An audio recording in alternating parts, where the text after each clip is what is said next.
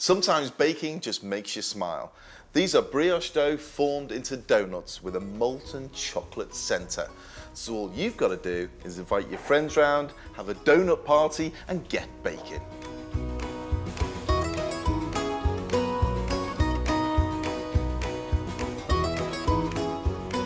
These little donuts beg to be shared and passed around. Made fresh, they simply melt in your mouth.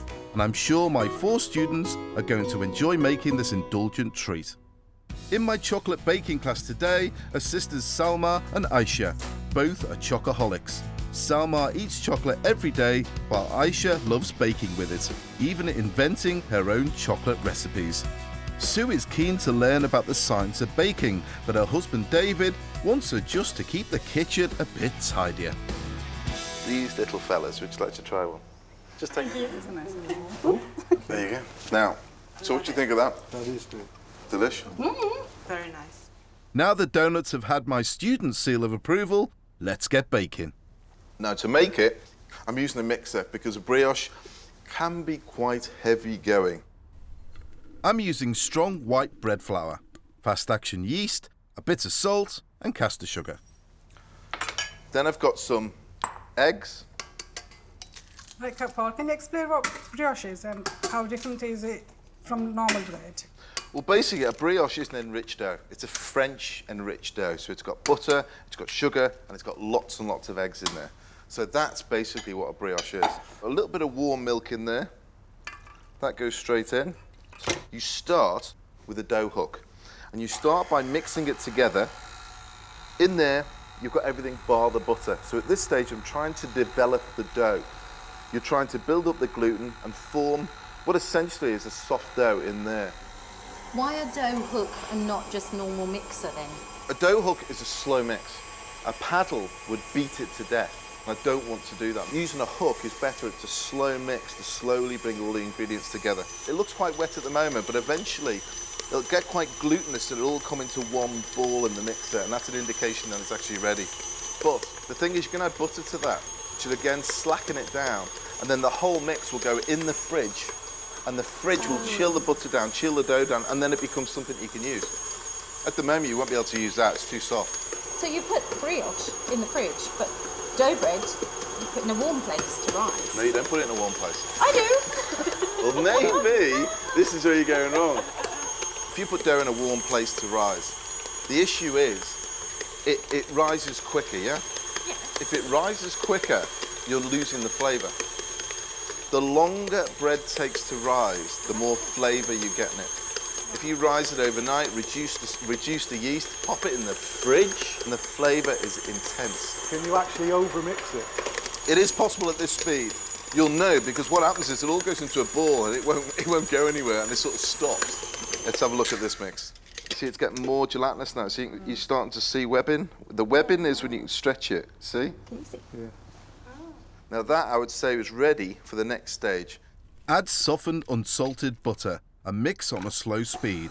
Once the butter is incorporated, put on a high speed to finish it off. And this is the key thing about brioche. It's got to be a lovely, emulsified, shiny, enriched dough. And the enrichedness really in this recipe comes from the eggs and, more importantly, the butter. The volume of butter that's gone in there is nearly half the weight of flour, which is a lot. Brioche in the morning is something beautiful. A brioche in a donut, that's something else. Let's have a look. See, it's getting there now. It's stretching, see? It's come back to being stretchy again, and you're getting the webbing as well, see? Yeah. So that is a gorgeous, soft, smooth, feel it, it's gorgeous. It feels like almost a meringue. Isn't it beautiful? Yeah. That needs to go into a bowl, into the fridge, and then chill down overnight. After at least 8 hours in the fridge, the brioche dough has risen. It's firm and ready for shaping. For 8 hours, and I'll feel the dough now. It rises quite a bit. It does rise, it still will rise in the fridge. Now, if you think of it, that was it before, and that's it now.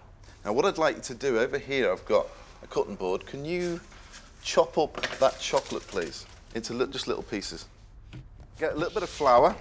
So you pull off a little piece of dough like this, place a little finger in the middle to make a little hole. Then you grab a little piece of chocolate, like so, Drop that into the middle and then seal it up like a parcel. Spin it round, turn it to a ball. It's great with a cup of coffee, actually, these things.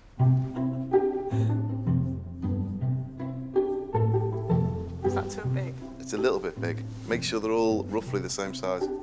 The donuts need to be the same size so they fry evenly.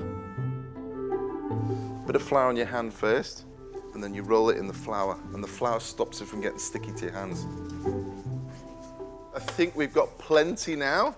So what we're going to do is get the fryer up to temperature, and you don't need any pre-oven, we're just going to fry them all off. Heat up the oil in the fryer to 180 degrees Celsius. You see them straight away begin to fizz, and they're going to rise up because the air has been pushed inside the donuts.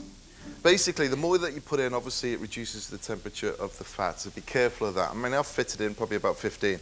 These little beauties take around 3 minutes to fry. You see the way they're flipping over? What's happening is when they cook, they just flip over, see? Yeah. It's a great way of doing it. You don't actually have to do anything. Aren't they strange? I think they're brilliant the way they flip over. Do it automatically. These mini donuts can be made ahead of time, kept in the fridge and then fried fresh as you need them. These will go straight into the sugar. Roll them around, coat them in the sugar all the way around while the frying fat is on there. Make sure they're fully coated. So we grab these, pop them onto a plate. Just leave them to cool off slightly. Give them a little bit of a shake. And believe me, at a dinner party, when people are coming round, these go beautifully well. You need to tuck in, guys. Just help yourself. It's indulgent. I mean, that's the point of these. These donuts are filled with chocolate of your choice. You pick any chocolate you like. Now, these things are soft. They're delicious, aren't they? Beautiful. You can use any chocolate you like, or try different fillings like a sharp black cherry jam. Is this something you think you'll try again? It was really good fun. Yeah, very, very light, aren't they? Yeah, they are. So it's down to you guys. You have now got to make yourselves some brioche dough and make some gorgeous chocolate-filled donuts.